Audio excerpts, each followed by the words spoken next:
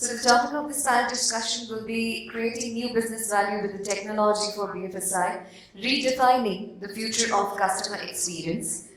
The panel members will be Mr. Saurabh Malhotra, Director and Head of Sales, Business Applications, Microsoft India, Mr. Amit Mahajan, Vice President, Digital Business and Transformation, Axis Bank, Mr. Amlan Singh, Head of Operations and Customer Services, IIFL India Interline Group, Mr. Akhilesh Jha, National Head Sales, Consumer Banking Liabilities, DBS Bank India, Mr. Dharmang Shah, Head of Digital Sales, SBI Fund Management Private Limited, Mr. Paresh Degaonkar, Director of Business Development at ProHands, and the session will be moderated by Mr. Manish Vora, Executive Vice President and the Head of Operations at SBI Cards and Payment Services Limited.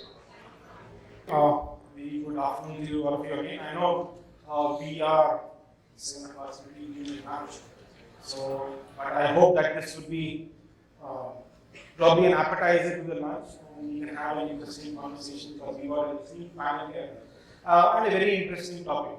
So this is something that all of us are in, either as consumers or as people in business deeply entrenched with. And let me start off with the core of this entire thing and invite Akhilesh, because coming from DBS and the fact that DBS started as a digital bank, my question to Akhilesh is the fact when you talk about customer acquisition channel and you have a plethora of channels available today, what is it that you think you focus on, and what is it that the customer focuses on? So, how do you integrate the needs of the business with the customers to the acquisition channel? Yes, well, quite an interesting question. Very easy to understand. First of all, when we define this, there are 3 things we keep in mind.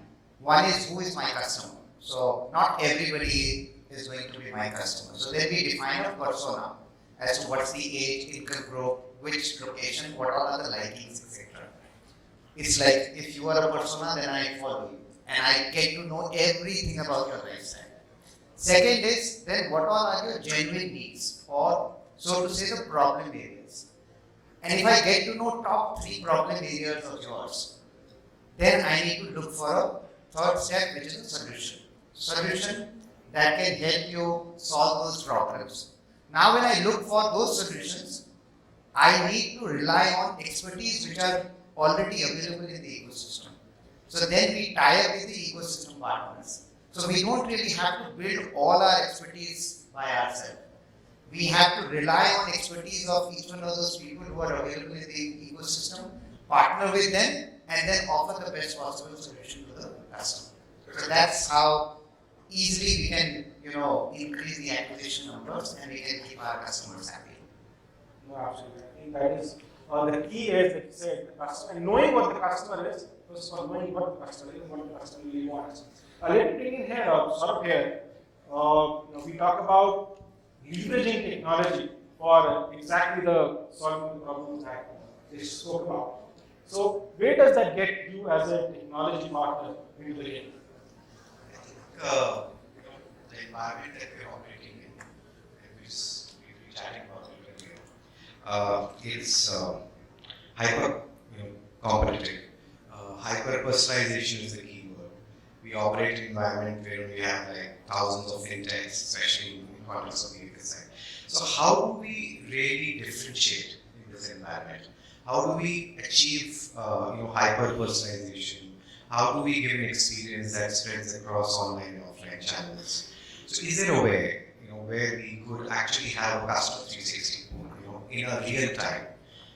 It's not something, after the fact, right? That's one. Second, can we actually enable our contact center agents with sentiment analysis in Indian languages in real time? So, because customer, when he is making a call, in a way, in today's era, in this Netflix generation, it's a big deal. Okay? If you miss him, then he will always feel that I was not addressed properly, right? So if an intervention has to be made, it has to be made in real time. Is there a way where we could, to our B2B sellers, for example, or sales, people in BFSI, can we enable them with, which leads to prioritize? Can we leverage AI/ML capabilities that will help with, next best actions? So all of this is happening, and we are, as Microsoft, working with many of our customers in helping them realize the customer experiences that help them differentiate the market. Absolutely. Technology is provided, but I guess the fact is that you as the ultimate guy who's servicing the customer. So where do you see this leveraging of technology happening, and how do you put those nuts and bolts into action? Where do you take it from there? See how technology, how technology helps is not a question anymore. It's evident as we all are consumers in some other strata of society. So I can just give you a very layman example that a couple of years back, like say 4 to 5 years back, if I had to get my checkbook from a bank, it was a process where I had to actually take that slip at the end of the checkbook, walk into the branch, give it to him. He used to give me a turnaround time for 3 to 4 days, and after that I come and then. That's if it's already printed. Yeah. Otherwise, you can still wait for it. And then he used to give me the checkbook, and that was a favor that has been done to me. I've given it to you in 3 days' time. And today, I don't remember writing a check for a couple of years now. So with UPI coming in, IMPS coming in, and PCI working day in and day out on the technological advancements of payment systems, I'm very sure that matter of a couple of years, that checkbooks will be phased out of the system altogether. So that's how technology has improved in terms of customer service, being a customer myself. Now I come to the other side of the story where I am a service provider and I am taking care of the customers who are approaching my brand for their services. So I would like to say this one, the COVID has been a blessing in disguise. So the technological advancements which might have taken 2 to 3 years or 4 years have happened in 2 to 3 months when COVID started. Now, right from speaking, we have the chatbot are things of past. We have voice bots, we have artificial intelligence, we have machine learning. We have voice bots in customer-centric language. So about 10 to 12 languages are supported by voice bots. When the customer speaks in any language, and with a setup of mine where with 40 lakh customers across India, I would have needed a battalion of people speaking in every language if I wanted to cater to them in their specified languages or their preferred languages. But with the help of technology, I'm able to do it very easily without having to have those many people on board with me. So technology has actually made things very simple, and finally, the recipient of it is the customer. He is the ultimate beneficiary. We call the brand has benefited out of it. Everyone benefits, but the final beneficiary is the customer. Absolutely. The key is that the customer is today demanding that. Customer is not. It is not something that we are pushing the customer. It's something that the customer is actively seeking out. It's no longer something that you have a choice to look at. It's something that you better, if you want to survive, you need to have that. So, again, I would substantiate. For example, if somebody calls me to his office to open my bank account or to open to give me an insurance policy or to give me, for that matter, a loan, I would be skeptical about doing that. I don't want to go to anyone's office. You better come to my place, or better, do it on the handphone. Why do we meet in person? When right from onboarding to KYC to servicing to closure can happen through the handphone, no matter which part of the world I stay. I think that's such a great example because coming to you, I mean, the fact is, what Amlan said. What is your take on the fact of how do we get the digital transformation built out, ingrained into the way we work? The customer is driving for it. But are we really ready for it? Are we still in the checkbook age? Are we still looking at getting the customer to come to us rather than us going to the customer? Sure. I'll just start with like for what he said. There were days when our parents' age, when the newspaper article for a balance sheet, if you're a banker, you used to get a higher weightage. Now you start getting, if you're a software, please don't apply for the balance sheet. So that's on the lighter side I want to start off. But coming to your point, and I was reading one of the songs by 𝗕𝗙𝗂𝘁𝗵, the late CEO of Infosys. He says, you now need to look at from a different paradigm altogether. You become a banker, secondly, you become a more of a tech evangelist at the starting of the day. So if you do not appreciate technology today, whatever you can talk from banking factors and all that stuff, that becomes secondary. Having said that, see the way the technology appreciation is happening day in, day out. There was a day when we used to think that tech is supposed to be for Gen X. The Gen Y and the Gen Zs do not come into play. Every time you go with a step forward, you take a reality check and go, no. Even the people who are the senior citizens are retired, the appreciation of technology has started increasing. There were days when WhatsApp and all was supposed to be like, my parents used to say, how can I use a WhatsApp on a smartphone? And today he gets up in the morning and says, good morning, this is WhatsApp. That's how technology is evolving. To your question, are we good on the transformation? See, it's a journey. It's not an event. Because what was good yesterday is already outdated today. That's point number one. The challenges, and it's no longer banks who are evolving, it's the fintechs who started challenging what the banks have started doing. You talked about partnerships, you talked about integration. See, the core of the bank is the risk and the risk mitigation. So how do you kind of stitch all these elements together becomes critical. It'll be wrong to say, oh, I've accomplished so much or accomplished so much. It is, you see, you get up and there's a new fintech who's come up or a new idea. So it's a journey, it's not a one stop, it will keep on evolving, and that's the future for you.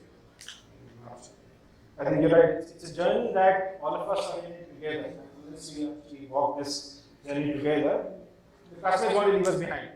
We are all going to be sitting here just waiting for the customer. See, again, the way the technology is changing, earlier we used to talk about omni-channel as a concept, that let's give a single interface or a single experience. Now we've started, the new jargon which has started coming is omni-channel, which is the right channel at the right place of time for that customer which can do that. Again, when we talk about technology, your analytics cannot go behind, it has to go hand in hand. Like we used to talk about propensity to sell. Now it's getting into propensity to buy along with the omni-channel, giving an omni-channel experience. So that's how the paradigms are shifting. That's how the integrated view is coming.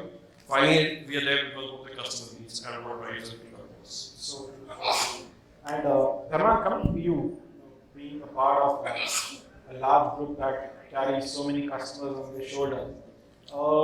And when we talk about the plethora of customers, one part is what Amit mentioned earlier on. That uniqueness, what Akhilesh also mentioned. We're talking about that one customer, one individual customer, from moving from personalization to maybe hyper-personalization. How do you see the three vectors of hyper-personalization, innovation, and end of the day, the commercial businesses cost? How do we bring that all seemingly contradictory but very real business paradigms to working together? Thank you, Paresh. So I think I totally agree with what are the views of people on the panel. But I just like to share that basically what has happened over a period of time. The journey from product to customer has changed to product for customer. So gone are those days कि जब Bajaj scooter के लिए बंदा 5 साल wait करता था, he used to अरे मेरे घर पे टेलीफोन लाइन लग गया. Gone are those days, right? Today even your coffee cup needs to be personalized. And that's where people are selling you a 10 rupee coffee for $500. So the world is changing, the customer expectation is changing, and all this is the what? This is what you deliver to a customer in regards to what is his expectation, and many a times to deliver something which is beyond his expectation. Now for organizations like us, right, we are the largest asset management company in the country, and our book ranges from a very 500 rupee SIP investor to a guy who's putting in 5,000 crores in a single go. So in our case, the range of operations are very different, right? The segment which we are catering is very different. So apart from the top 30 cities, we cover 98% of PIN code of our country, right? So the servicing requirement for people across board is very different. So what I personally believe is that if as an organization, and as Amit also said, that it is blend, like you are a financial company, but the fundamental thing what has come is that initially tech or digital was one of the part of the company. Today, digital is the centerpiece of your business activities and all activities are surrounding around it. So innovation is inevitable, whether it is in terms of product, whether it is in terms of line of communication, whether it is in terms of the way you reach out to the customer.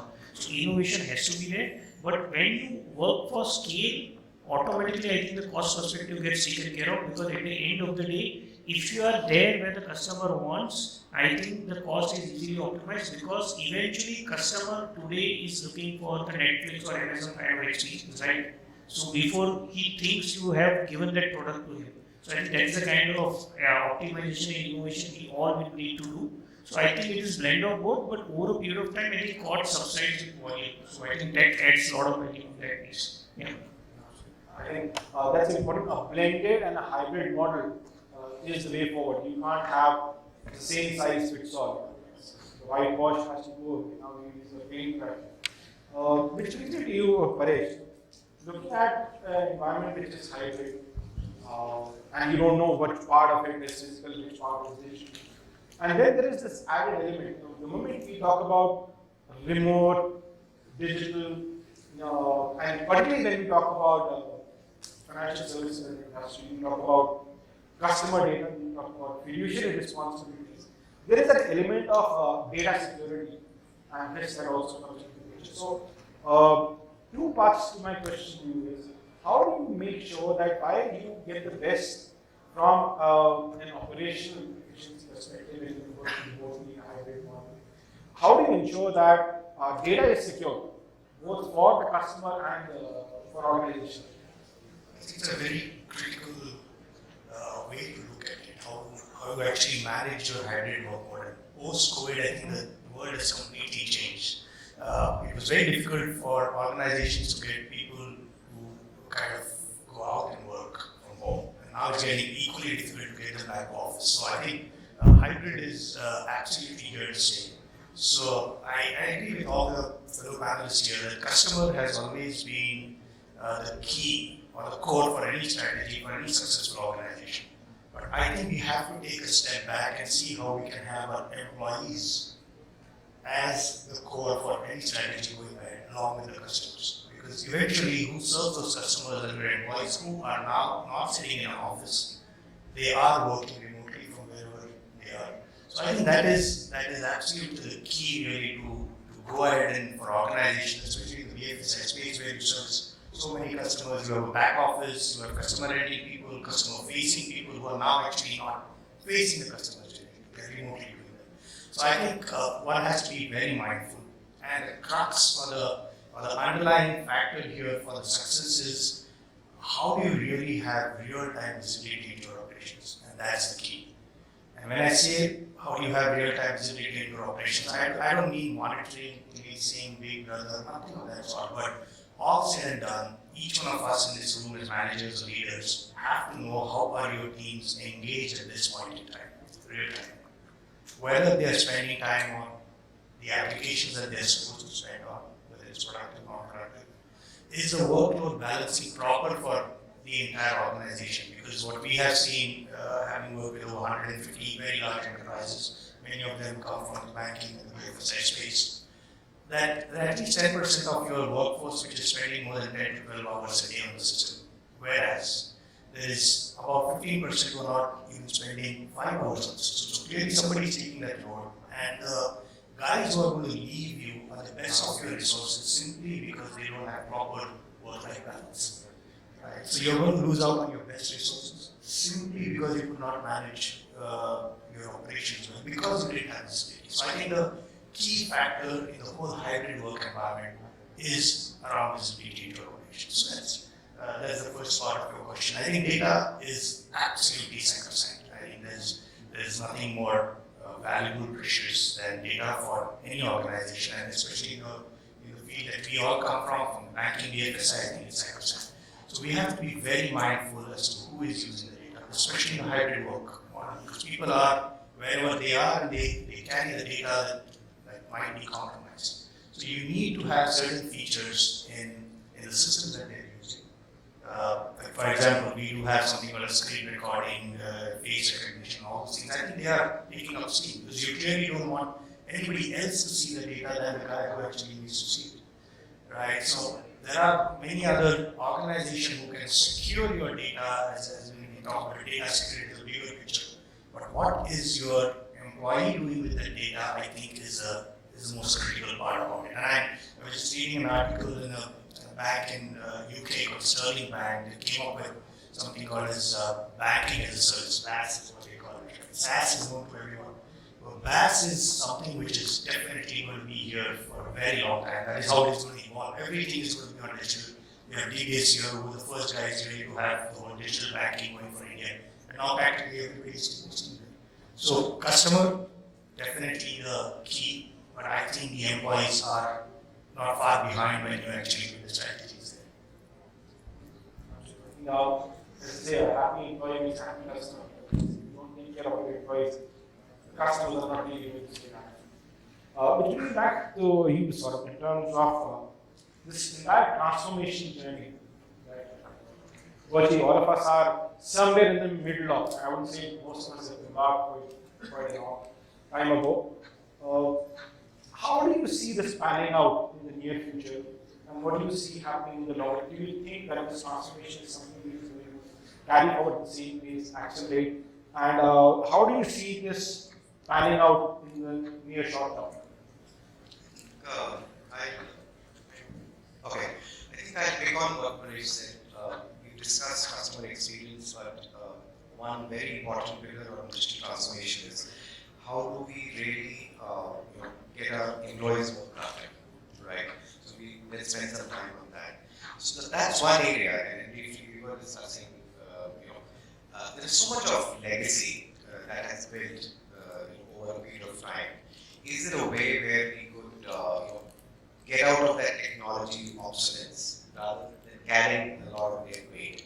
And I have seen banks now very proactively doing it because it's become, and especially also in the context that there's so much of regulatory, I would say, regulations that we have to follow as an industry from RBI. So do we have the technology? Are we looking at tools like no-code, no-code, which really can help us reduce those change requests from months to days, right? Or at least carry 40 to 60% of our applications, which were built on multiple platforms, right, into a standardized platform. So to me, that's something which also needs to be looked at when we evolve for our customer experiences, because this goes hand in hand. Absolutely. I think it's not one or It's the not other. versus Both of them actually work together. Again, very quickly, in terms of the fact is that I think we had Paresh mentioned this earlier. Moving from a digital first bank now with your acquisition of 𝗕𝗙𝗏, how do you see the marriage of these two seemingly divergent worlds happening? And here I talk about you from one side of the spectrum to maybe the likes of Amit and here, even Amlan, and to some extent myself here. We are doing it the other way around. So your journey seems to be actually replacing the step that we want to get out of.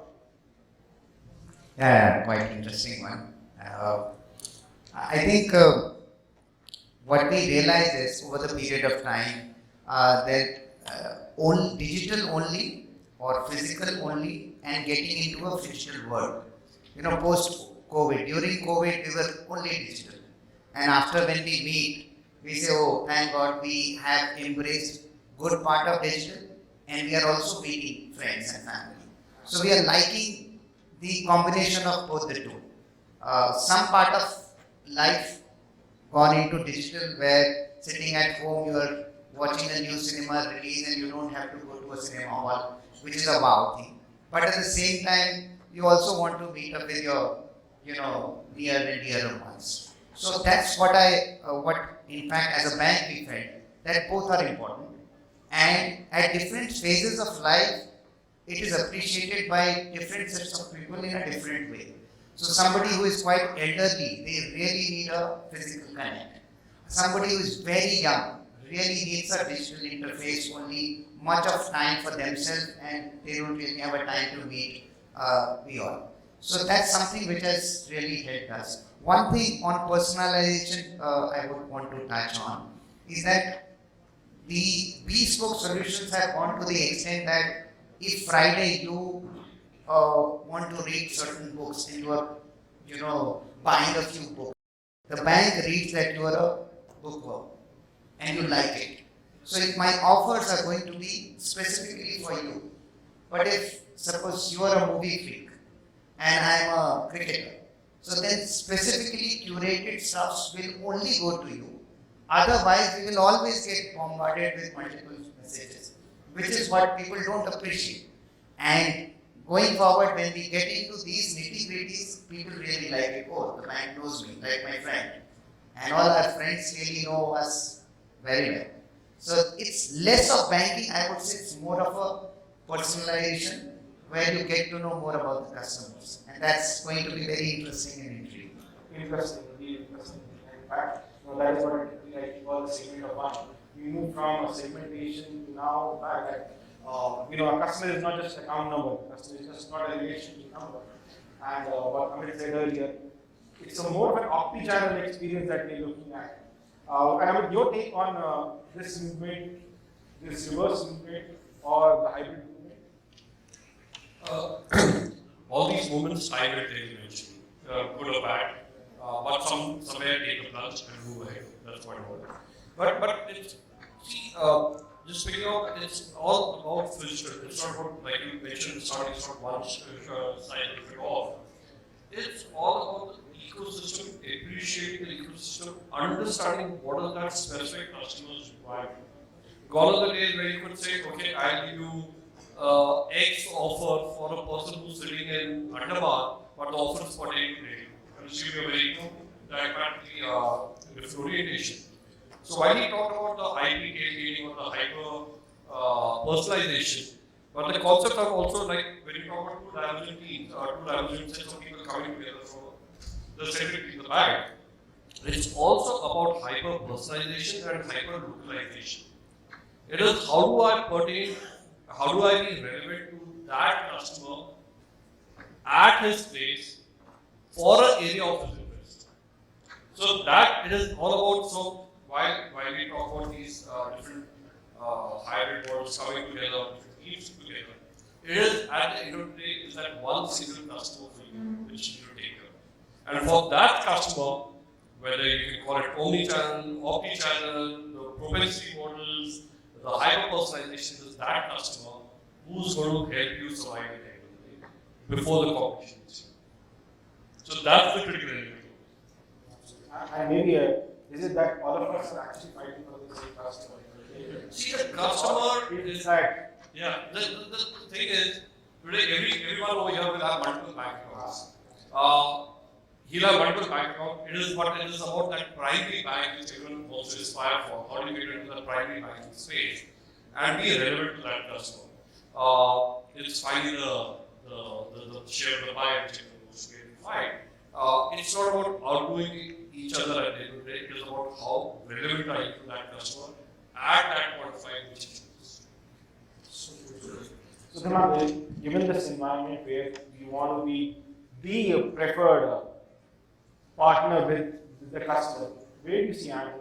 From an acquisition point of view, this is where the relationship is yet to start.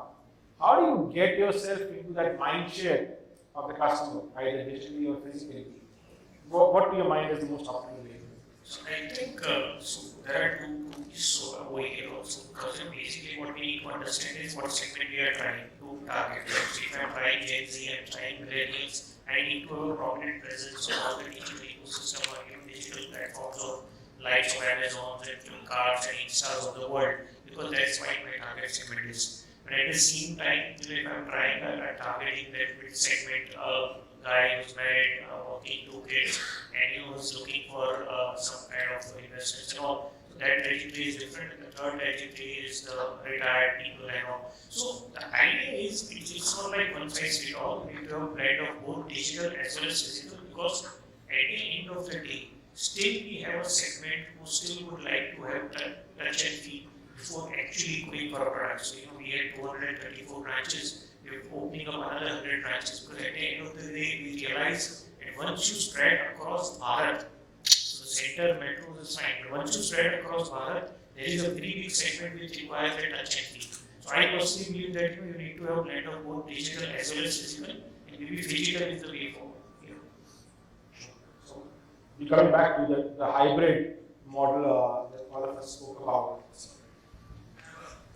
If I may, please. It's a food for thought that banking will survive forever, for eternity, and branches might not. So that's one side of the theory, the story.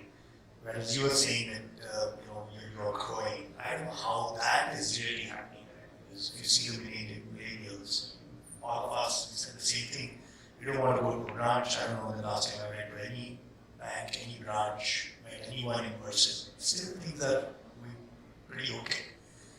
I don't know how we are going to do that, considering that in 20, 30, 40 years, maybe branches won't exist, banking will. I think that should be, as for me, that should be the whole genesis of the strategy that you lay going ahead, be it on the digital front, be it the technology that you adopt, the kind of AI that you put into place, the kind of people that you hire, the kind of scale you want to achieve, and of course, the whole tech part going behind it. But I thought I should just kind of say it here, because I firmly believe in 30 years, 40 years, we might have half the branches as we have now. Physical infrastructure and cost side are probably future. So, Amit, your thoughts on, do you think the physical infrastructure survives the next decades? I am a very strong supporter of this thought that the physical infrastructure will survive. Which we are one of the largest players in India when it comes to lending against gold. And to give you a very rudimentary that we have walked ages, the gold prices have raised to a certain level, but still testing the gold remains the same. No matter what technology you bring in, it will be rubbed against stone. There will be an acid test, there will be a salt test that will happen. So to do that, no technology will help you. That gold is still valuable. That has to be stored in a vault. For that vault, you need that physical infrastructure. So I am a very strong supporter, and even we are having like over 2,500 branches, planning another 1,000 in next 1.5 years, and they're there. Each of the branch is doing what they're supposed to do. And trust me, without the branches, there are certain businesses which cannot expand. When we sitting in Mumbai, in the heart of the city, in a macro-like location, can talk about millennialism, Gen Z, Gen X, but there is a customer who walks into my branch with a 20-piece chappal, and he's lending, and he's pledging his gold, which maybe is what is from his ancestors, and taking a loan against it in cash. He doesn't even have a bank account. He had a gun, possibly that has got closed. So there is, India still lives in villages. They have got a smartphone, but they don't have a bank account. I have come across scenarios with 3 to 4 smartphones in the house are linked to the same email ID, because fortunately, we need an email ID to get to the Play Store or the App Store. So I think in conclusion, what we talked about is not getting ready for the controversy, the tale of two Indias. So whether it's India and Bharat, the fact is that there are still those dichotomies which exist, and probably that is what makes our country so unique, makes our businesses so unique, and that is what makes the omni-channel to omni-channel requirement so much critical. You can't have one with the other. Right? It's a marriage of both worlds. It's something that we need to be in mind. We need to be there where the customer wants. And we can't really push down the customer's throat. What is it that we have? I think this is something that was there in decades past. The take it or leave it choice is no longer with the business, it is now with the customer. So thank you very much the panel for a very interesting debate. I hope that you were able to shed some light on where the future is and what it bodes for all of us. Thank you very much. Thank you so much, sir.